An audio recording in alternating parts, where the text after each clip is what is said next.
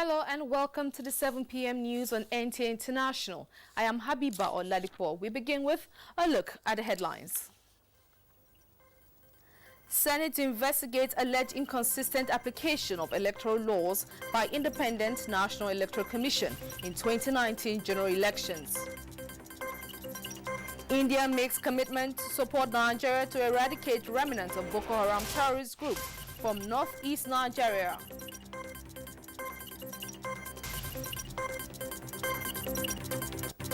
Cyclone Idai triggers massive destruction in 3 countries of southern Africa, affecting hundreds of thousands of people. President Muhammadu Buhari Wednesday presided over the Federal Executive Council meeting.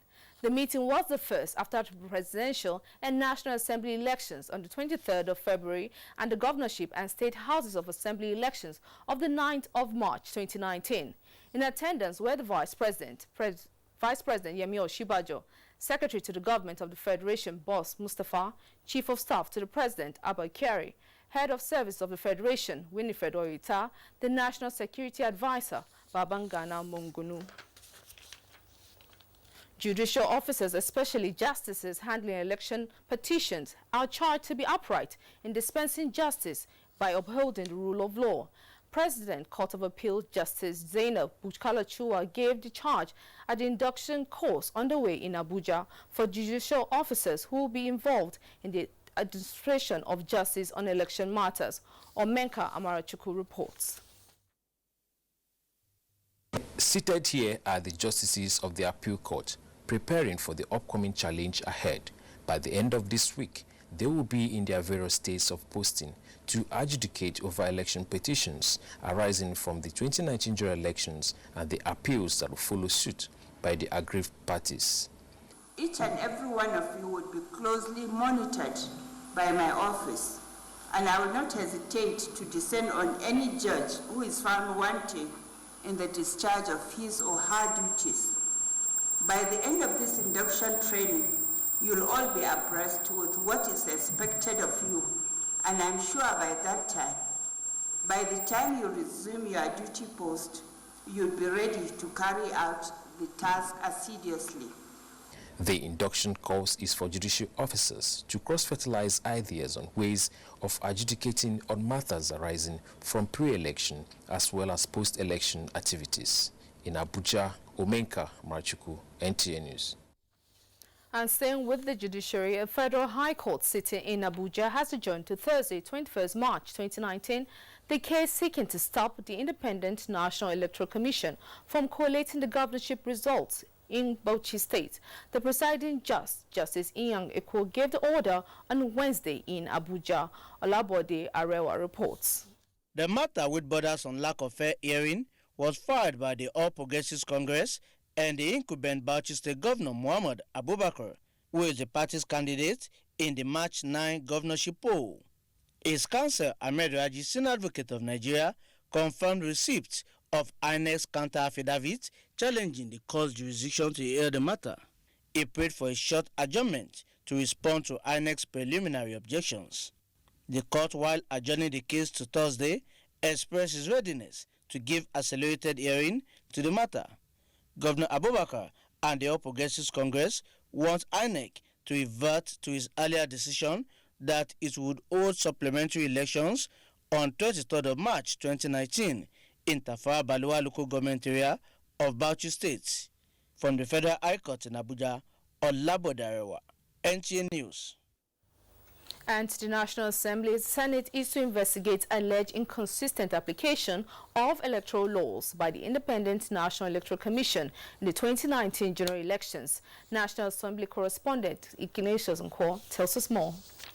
One of the 2 motions considered by the Senate was moved by Senator Dino Melaye and 6 others. It criticized what they described as the use of military in elections and urged the president to assent to the Electoral Act Amendment Bill for an improved electoral process in Nigeria. Direct the Senate Committee on INEC to investigate all perceived inconsistent application of electoral laws by INEC in the 2019 elections. We must be able, as elected members and representatives of the people, be able to tell the truth where it should be. I also want to commend the Chief of Army Staff, who for the benefit, for the image of Nigeria and the military, knew that any allusion, any allegation must be looked into. And he took the bull also by the horn by setting up a committee. It behoves us to look at those issues that we think and are convinced that truly require intervention by the legislature has raised. There was a seemingly rowdy session as some senators saw the motion as a means of venting personal grievances. I have the floor. That's what I said. Those in favor of prayer 4, say aye. Those against say nay. The ayes have it. Thereafter, 3 bills were passed. These include the National Fertilizer Quality Control Act Bill, the National Orientation Act Amendment Bill, and the Nigerian Council for Psychologists Establishment Bill. Well, just like its counterpart in the House of Representatives, the Senate has adjourned to 2nd of April 2019 to enable committees fast-track the defense of the 2019 appropriation bill by ministries, departments, and agencies. From the National Assembly, Ignatius Nkwo, NTA News. Many thanks, Ignatius. Business-oriented agencies are set up to boost revenue generation for government. When 3 revenue-generating agencies this Wednesday appeared before the House of Representatives Committee on Intergovernmental Affairs for Budget Defense, the committee members were dismayed that the expenditure of the agencies exceeds what they generate annually. National Assembly correspondent Lami Ali reports. Budget defense is essentially to enable the National Assembly obtain details of financial transactions from government agencies in order to ensure that lawmakers allocate appropriate amounts to the agencies for smooth running and enhanced service delivery. During presentations by managements of National Institute for Strategic Studies, Administrative Staff College of Nigeria, and National Lottery Regulatory Commission, the committee was dismayed that all 3 generate less revenue than their annual expenditure. We do not have all the required resource persons. So what we do is we bring in people from different resource people from different areas to come to augment what we have. We are a service providing organization. The Act is also supported by other acts, not just Aspen Act itself. We have the Fiscal Responsibility Act and other acts that have to do with this. The committee therefore directed the agencies to forward additional details of their transactions for further study. Whatever we are spending or whatever we are receiving, these things are government money and is the money for the Nigerians. Speak to us as an agency that is generating funds. Don't tell us that you don't have the power to do it. You are subsidizing me. Then my agency is not properly accounting for what it's doing. There should be a way of making them to pay for whatever service they are getting from you. Managements of the agencies were also charged to be forward-thinking and pragmatic in meeting the objective for which they were set up. From the National Assembly, Lami Ali, NTA News. It's barely 1 year when the present government enacted the Executive Order 001 with the primary aim of ease of doing business in Nigeria. Stakeholders are putting their heads together to appraise the level of implementation of the order. This appraisal is coming at a validation workshop on the administrative burden in the enforcement of the Executive Order 001 in Abuja. Ahmed Anders Ahmed reports. Executive Order 001 came into effect in 2018 as a result of the bureaucracies in setting up businesses in Nigeria with multiple agencies with similar mandate. As a one-stop shop strategy where investors both local and foreign are attended to in good time, as well as encouraging competition to boost the nation's economy, assessing the initiative so far was in order. Although it is widely recognized that since the implementation of the executive order, Nigeria has made some appreciable progress to reduce administrative burden in the administration of new businesses. While these measures are welcome, there are still other inherent administrative burdens to successful business operations in Nigeria.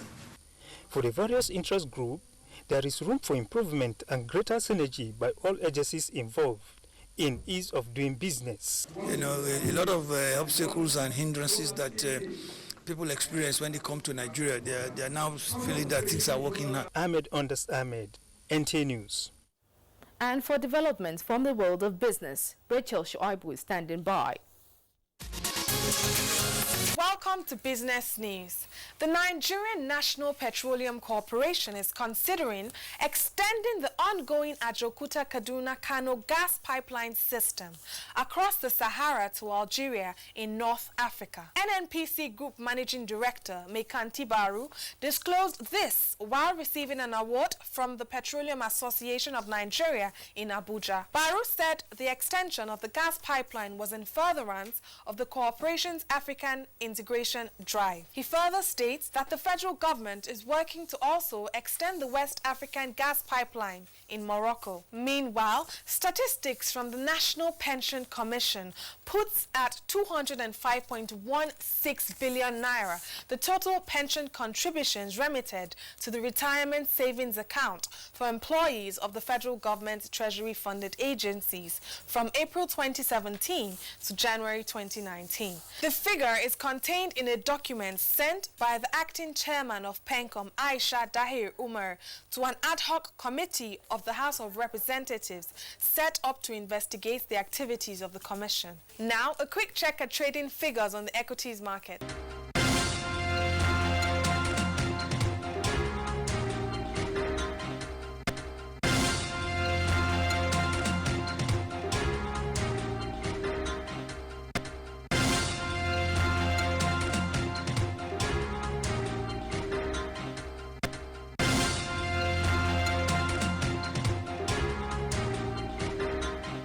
That's it from here. I am Rachel Shaibu. Enjoy the rest of the news.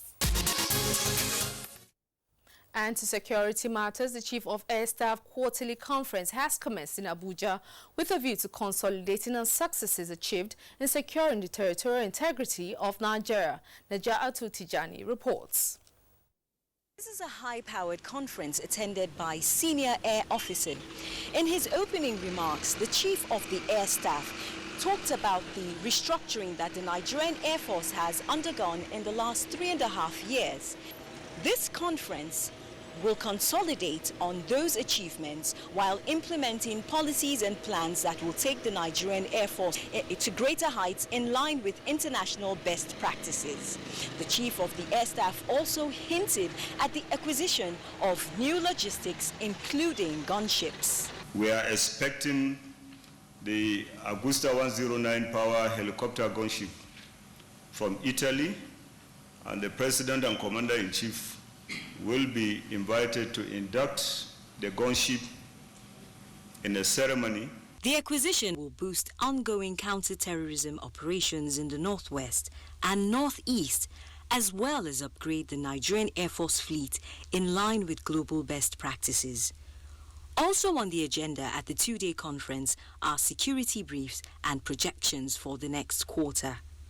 Meanwhile, the Chief of the Air Staff has also inaugurated the Nigerian Air Force Geospatial Intelligence Data Center, equipped with high-tech hardware and software. The center is expected to support Nigerian Air Force operations, as well as collaborate with other security agencies during joint operations and in the area of crisis and disaster management.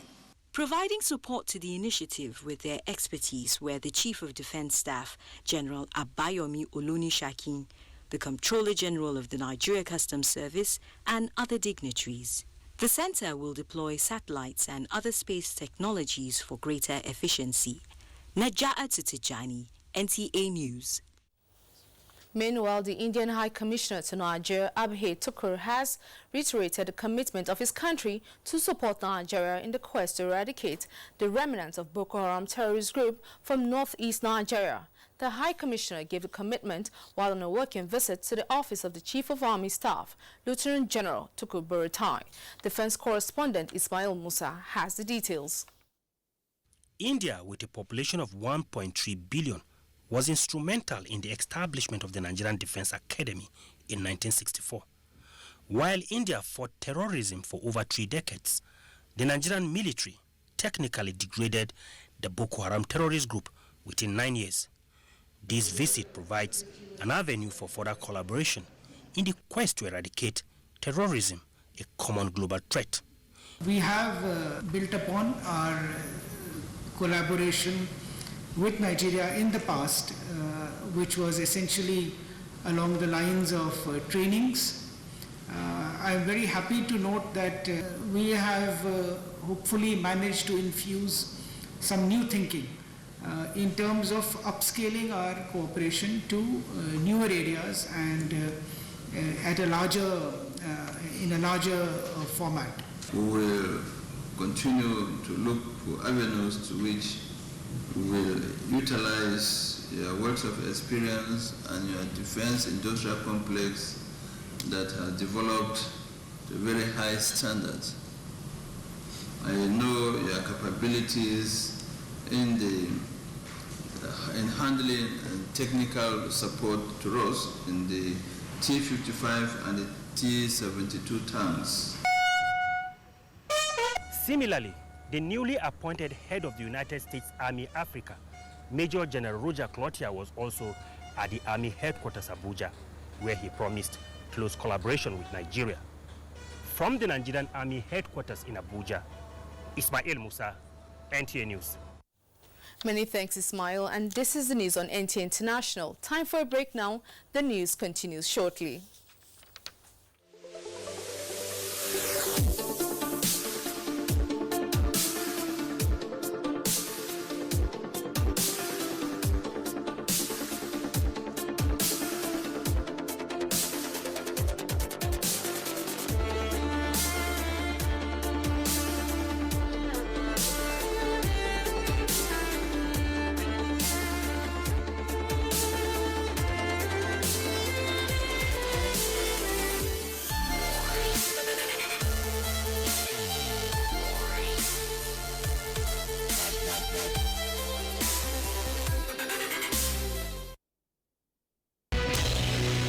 NTA International News.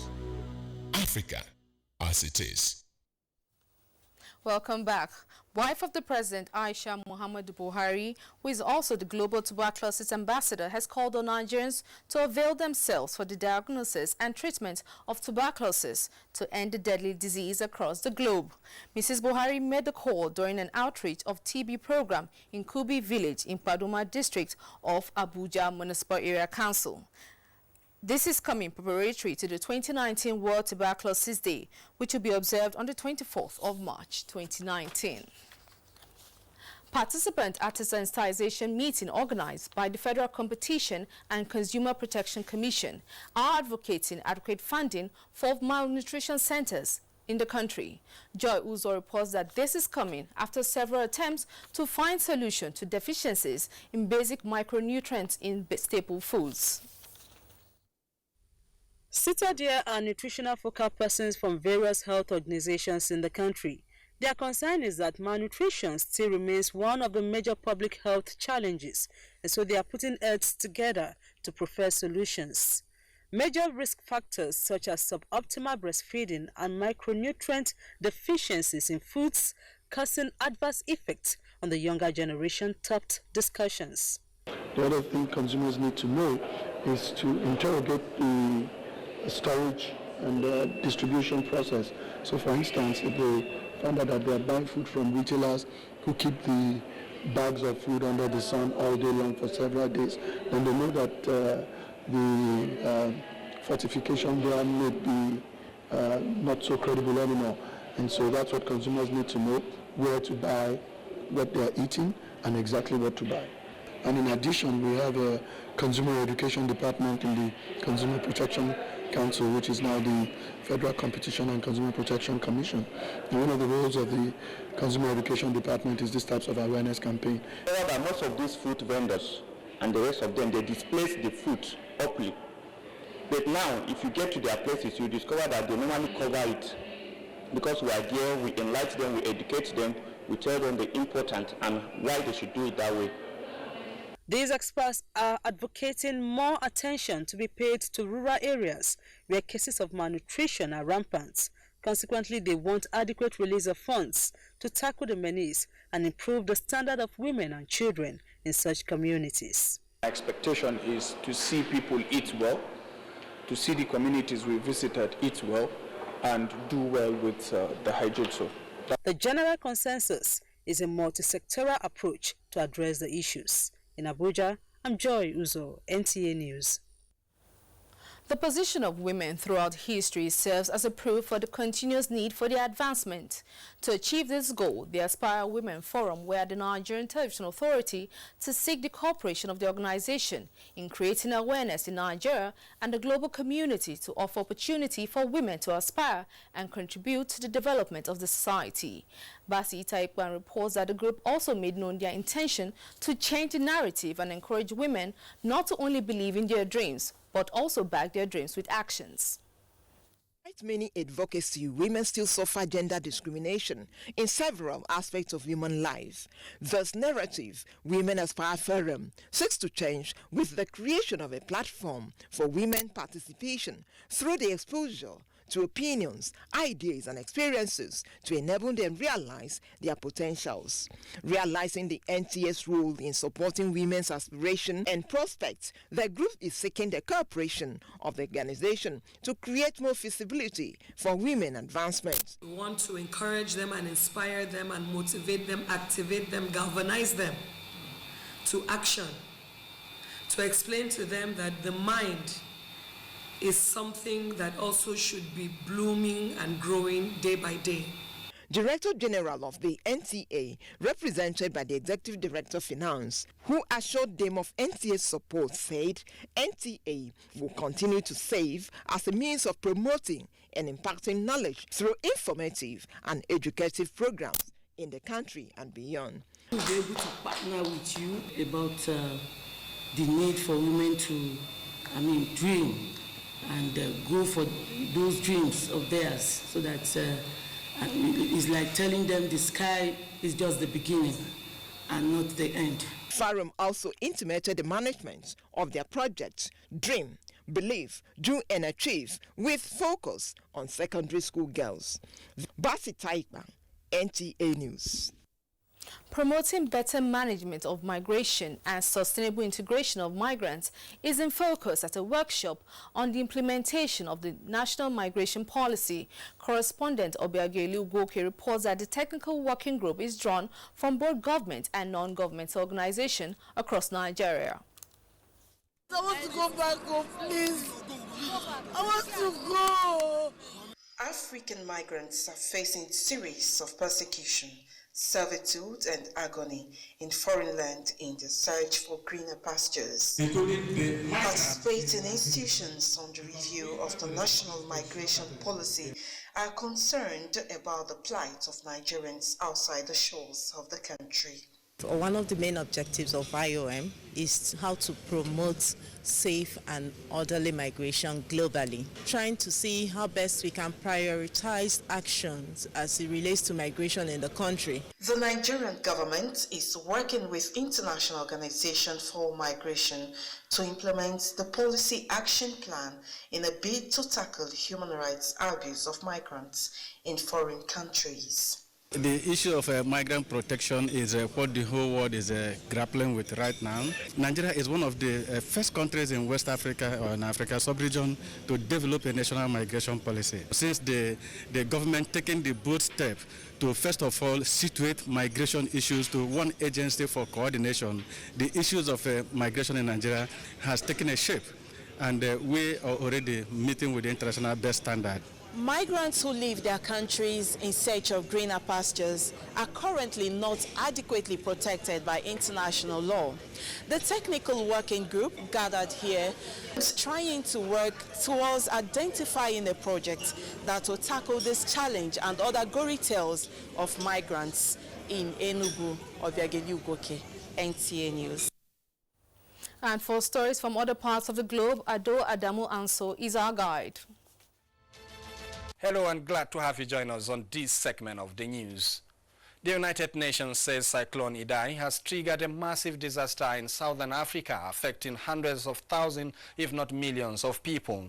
The region has been hit by widespread flooding and devastation affecting Mozambique, Zimbabwe and Malawi. Mozambique's President Filipe Nyusi called it a humanitarian disaster of great proportion. In Zimbabwe, the government says 98 persons have been killed and more than 200 others are missing. The Red Cross has warned there could be outbreak of waterborne diseases, including cholera, due to the expected contamination of water supply and disruption of water treatment. Meanwhile, police in Brazil says gunmen have attacked a convoy of trucks carrying uranium to a nuclear power plant near the Brazilian city of Rio de Janeiro. The convoy came under attack as it drove past a community controlled by drug traffickers in a tourist city 145 kilometers from Rio. Police escorting the convoy responded and shootout followed. However, the convoy reached the Agra plant safely 20 minutes after the attack. And funerals for 50 victims of last week's mosque shooting in New Zealand have commenced. Islamic traditions call for bodies to be buried as soon as possible, but the funeral have been delayed by the scale of identification process. Hundreds of mourners gathered at a cemetery near the Linwood Islamic Center in Christchurch on Wednesday, one of two places of worship targeted in last Friday's attack. More funerals took place later on Wednesday. 50 persons lost their lives in the shooting at the two mosques in the city. And that is it from here. Thank you for your time. I am Ado Ademo Also. And now sports news. Super Eagles intensify training in Asaba as Team Nigeria shines at the 2019 Special Olympics World Games in Abu Dhabi. Tamara Ibiwe is our guide on sports.